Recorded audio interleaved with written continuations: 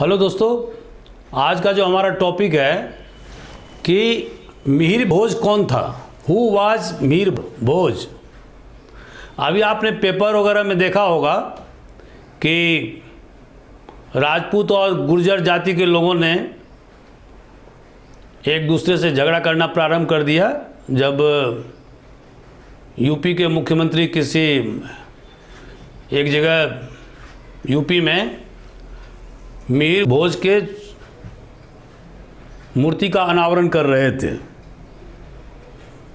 तो आखिर ये विवाद क्यों है, और कुछ लोगों का कहना है कि मिहिर भोज राजपूत थे, कुछ का ये कहना है कि मिहिर भोज गुर्जर थे। तो ये विवाद जो है बढ़ रहा है और सभी ने अपने अपने हिसाब से इसकी व्याख्या प्रस्तुत किया है। तो चूंकि ये करंट टॉपिक का हिस्सा है, इसीलिए मैं इस टॉपिक को लिया हूँ। आपको याद रखना होगा कि मिहिर भोज को राजा भोज से आप दोनों को एक दूसरे से नहीं मिलाइएगा। राजा भोज परमार वंश के राजा थे और जिनका स्टैच्यू भोपाल के झील में लगा हुआ है। उनके नाम पर भोज यूनिवर्सिटी है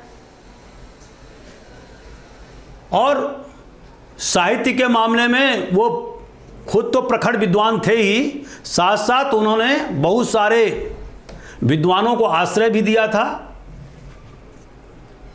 और उनकी राजधानी कहाँ थी? धार। मतलब परमार वंश के वो शासक थे और उनका जो पीरियड है वह है 1010 ईस्वी से लेकर के 1055 ईस्वी तक, एडी तक। मतलब कुल उन्होंने 45 वर्ष तक शासन किया। लेकिन आज जो मैं चर्चा कर रहा हूं वो है मिहिर भोज के बारे में। तो दोस्तों, ये मिहिर भोज कौन थे? तो सबसे पहले मैं बता देना चाहता हूं कि मिहिर भोज प्रतिहार वंश के चौथे नंबर के शासक थे। मैंने जो सबसे इंपॉर्टेंट जो प्रतिहार वंश के राजा हुए उसमें वो चौथे नंबर के शासक थे। और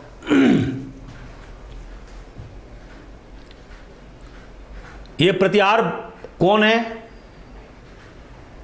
तो इसके बारे में आपको हम अभी बताएंगे। लेकिन सबसे पहले जो प्रतिहार के बारे में हमें जानकारी मिलती है वो कहाँ मिलती है? राजस्थान के जोधपुर के पास में एक मैंडोर जगह है, मांडोर।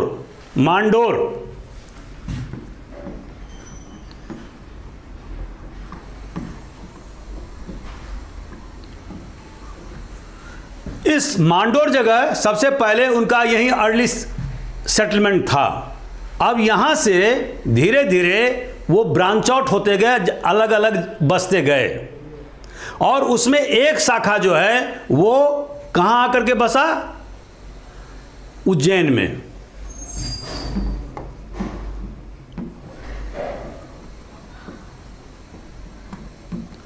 जिसको कि पुराने जमाने में उज्जैनी कहा जाता था। और ये अवंती, पुराने जमाने में अवंती का राजधानी उज्जैन हुआ करता था।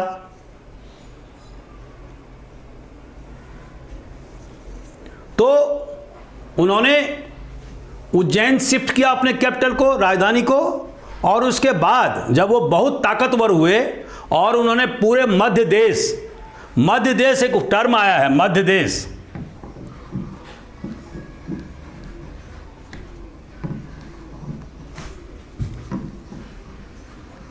दोस्तों, ये मध्य देश मतलब क्या होता है? आज की तारीख में अगर आप देखेंगे तो जैसे कि मध्य प्रदेश का इलाका, यूपी का इलाका, दक्षिणी राजस्थान का इलाका, हरियाणा का इलाका, ये सारे जो एरिया हैं उस जमाने में मध्य देश कहा जाता था। तो अब उन्होंने क्या किया कि जब बहुत ज़्यादा ताकतवर वो हो गए तो उन्होंने अपनी राजधानी को उज्जैन से शिफ्ट किया। कहाँ पर? कन्नौज।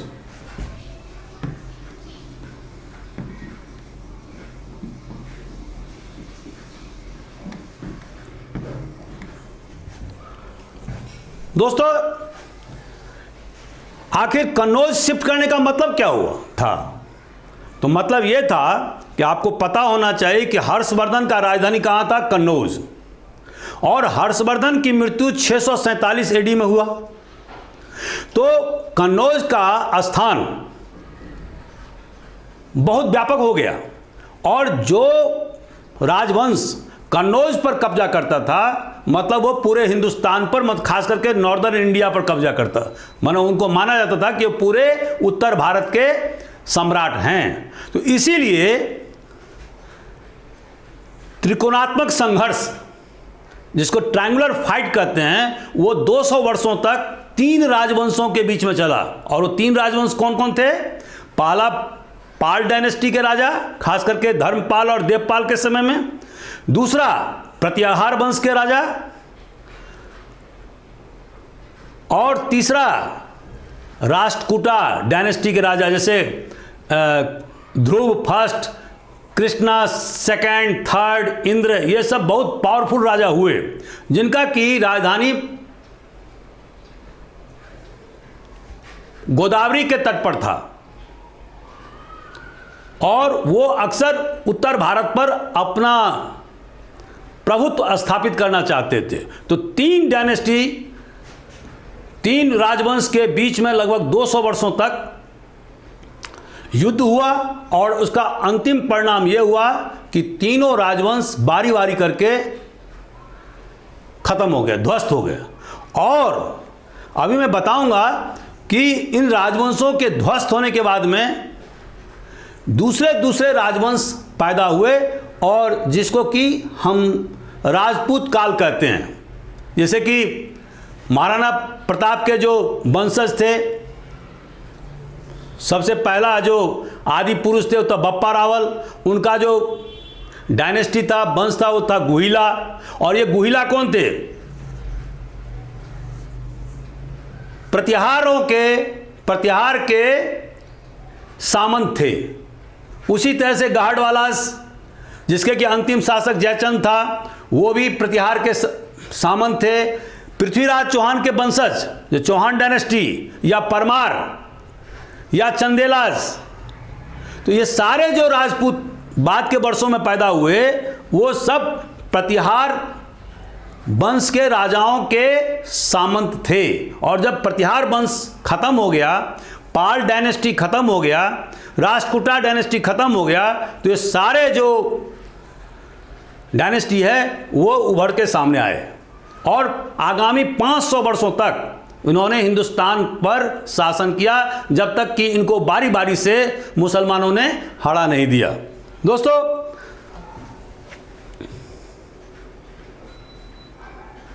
मिहिर भोज का स्थान क्या है? तो जैसा कि हम देखते हैं कि सबसे पहले इस वंश का उदय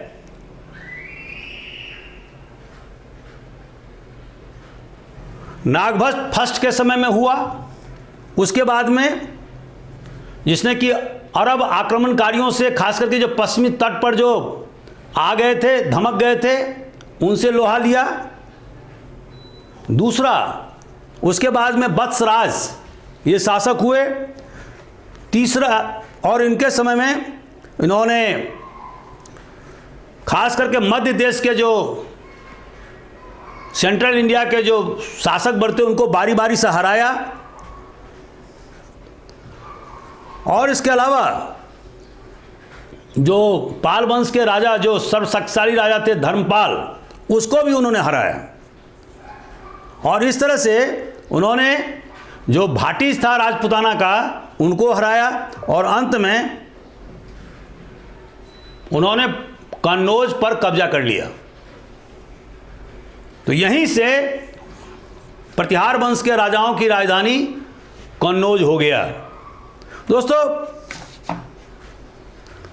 लेकिन ये जो इनकी सफलता थी उसको वो ज़्यादा दिन तक टिकी नहीं और राष्ट्रकूट किंग ध्रुव ने इन्हें हरा दिया और ये रेगिस्तान में शरण लेने के लिए विवश हो गए। इसके बाद में नागभट्ट सेकंड, जो उनका पुत्र था, वो 805 से लेकर के 833 एडी तक शासन किया और इस पीरियड में पुनः प्रतिहार वंश के राजाओं ने कन्नौज पर अपना अधिकार स्थापित किया।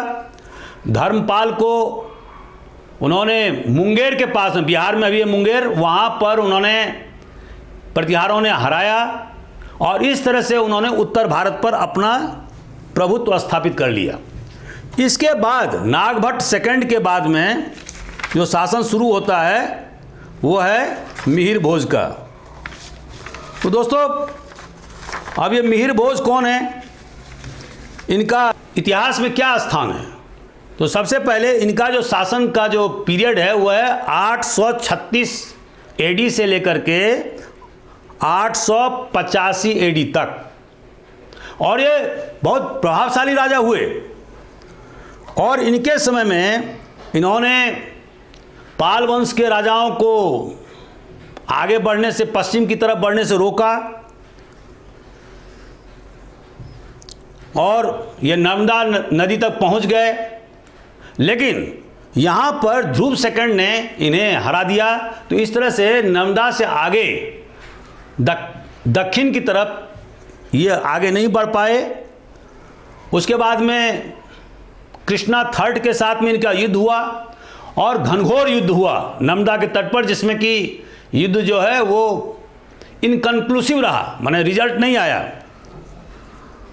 और इनके समय में जो अरब यात्री सुलेमान है वो हिंदुस्तान आया था और उसने कहा कि जो मिहिर भोज हैं वो बहुत ही प्रतापी राजा हैं, उनके पास में कैवेलरी बहुत ही मजबूत है और वह जो है वो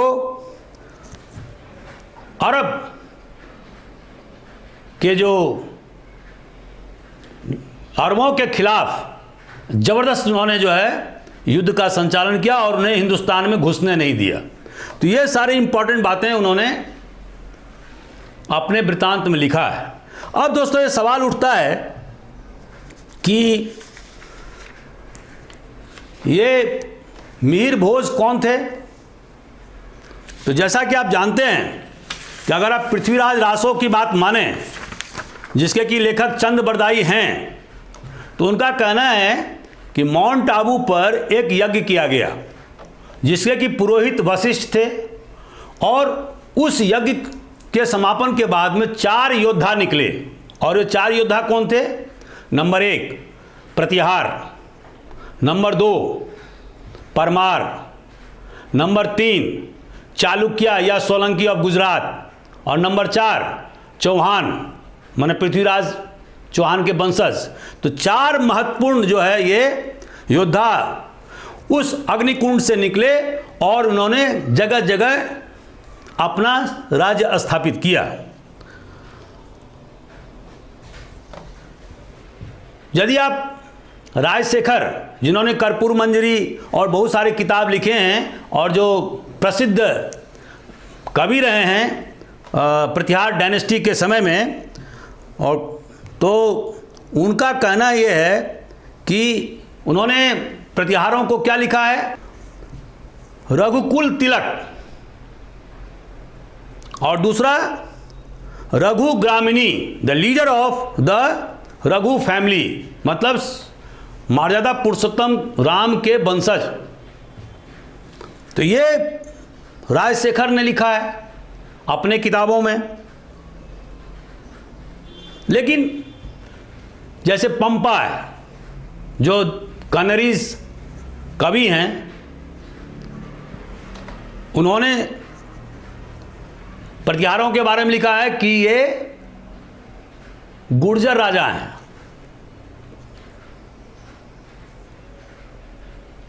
इसका मतलब क्या हुआ कि ऐसे प्रदेश जिसको कि गुजरातरा बोलते हैं, उसी शब्द से अपभ्रंश होकर के बाद में गुजरात बना, जिसको जो हिंदुस्तान का एक राज्य है। तो उस ज़माने में गुजरातरा का मतलब होता था उत्तरी गुजरात और दक्षिणी राजस्थान का इलाका, ये दोनों मिला करके इसको गुजरातरा बोलते थे। तो कन्नड़ के जो कवि हैं पंपा, वो प्रतिहार शासकों के लिए क्या संबोधन करते हैं कि वो गुर्जर राजा हैं, द किंग ऑफ गुर्जर।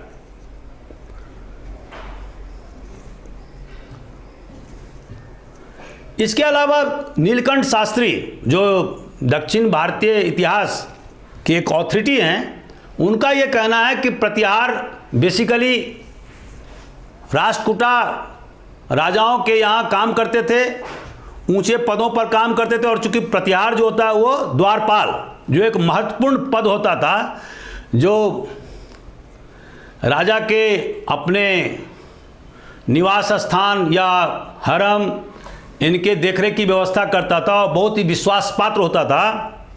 तो प्रतिहार के पद पर कार्यरत थे और इसी से ये शब्द जो है प्रतिहार शब्द आया है। एक जो बहुत सारे जो उस जमाने के जो लेखन हैं उसमें ये पता चलता है, और जो प्रतिहारों के अपने जो इंस्क्रिप्शन हैं वो ये बताते हैं कि लक्ष्मण माने मर्यादा पुरुषोत्तम राम के भाई लक्ष्मण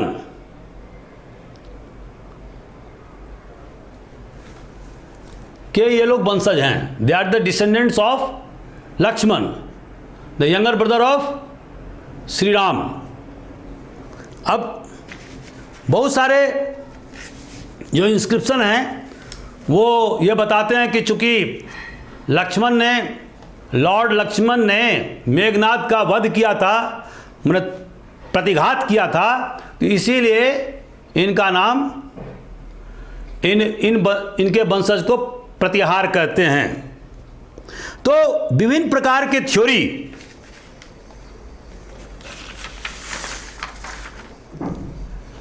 प्रतिहार वंश के बारे में बताए गए हैं।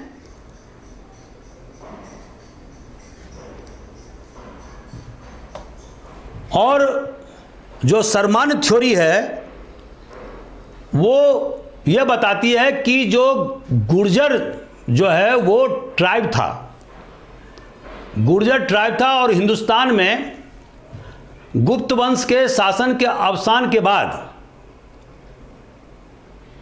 और हूनों के आक्रमण के बाद में ये ट्राइब सेंट्रल एशिया से आए थे और ये जगह जगह हिंदुस्तान में फैल गए। और उसी में से एक क्लान जो था, एक शाखा जो था, वो शाखा का नाम था प्रतिहार, जिसने बाद के वर्षों में दक्षिणी राजस्थान और उत्तरी गुजरात पर कब्जा किया। और इसीलिए इन इलाकों को गुजरात्रा बोलते हैं, रेसिडेंस ऑफ गुर्जर्स। तो धीरे धीरे जो ट्राइब जो गुर्जर था वो अब चूंकि टेरिटरी मतलब क्षेत्र में स्थापित हो गया, जो पहले खानाबदोश थे, एक जगह से दूसरे जगह जीविकोपार्जन के लिए जाते थे, अब धीरे धीरे क्या हुआ कि वो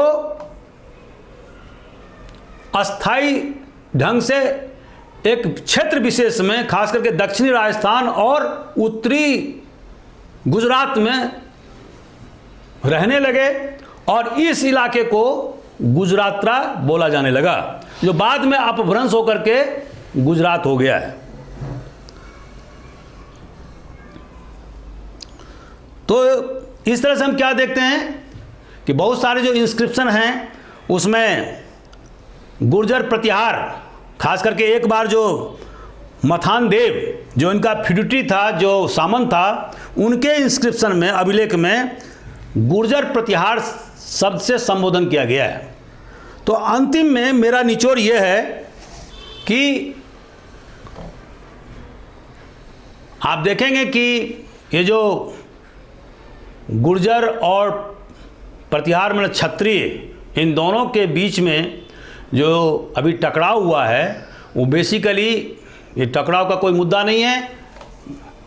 गुर्जर के बारे में हमें बताना होगा कि वो अलग अलग स्टेट में अलग अलग या डिफरेंट लेवल ऑफ डेवलपमेंट से गुजर रहे हैं और आज भी गुजर रहे हैं। बहुत सारे क्षेत्र में उन्हें ओबीसी का दर्जा हासिल है, बहुत सारे क्षेत्र में उनको शेड्यूल कास्ट का दर्जा हासिल है, बहुत सारे क्षेत्र में वो इवन अफगानिस्तान, पाकिस्तान, कश्मीर इन क्षेत्रों में फैले हुए हैं और वहाँ पर घुमंतू लाइफ भी लीड कर रहे हैं।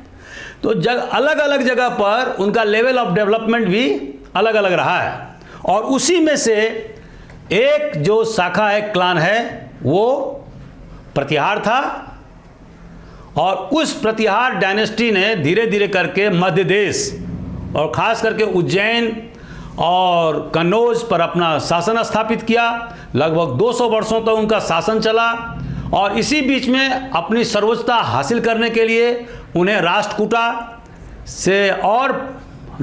से दक्कन में और बंगाल के पाल डायनेस्टी के राजा धर्मपाल और देवपाल से युद्ध करने पड़े और अल्टीमेटली इस वंश का डाउनफॉल हो गया और इस डाउनफॉल होने के कारण से पतन होने के बाद में बहुत सारे राजपूत वंश का उदय हुआ, जिसके बारे में आपको बता चुका हूं कि जैसे कि चौहान वंश का शासन बाद में अजमेर में स्थापित हुआ। परमार वंश के शासक ने धार में, धारा नगरी में अपना शासन स्थापित किया जो एमपी में है, मालवा में है। उसी तरह से सोलंकी या चालुक्य वंश के राजपूत शासकों ने अहिलवारा जो गुजरात में है वहाँ पर शासन स्थापित किया। चंडेलास ने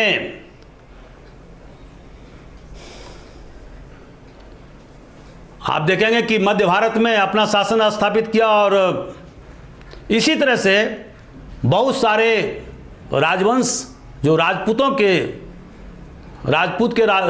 राजवंश थे, उन्होंने हिंदुस्तान पर लगभग 500 वर्षों तक शासन किया, जब तक कि मुसलमान शासकों के द्वारा 1192 के तराई युद्ध में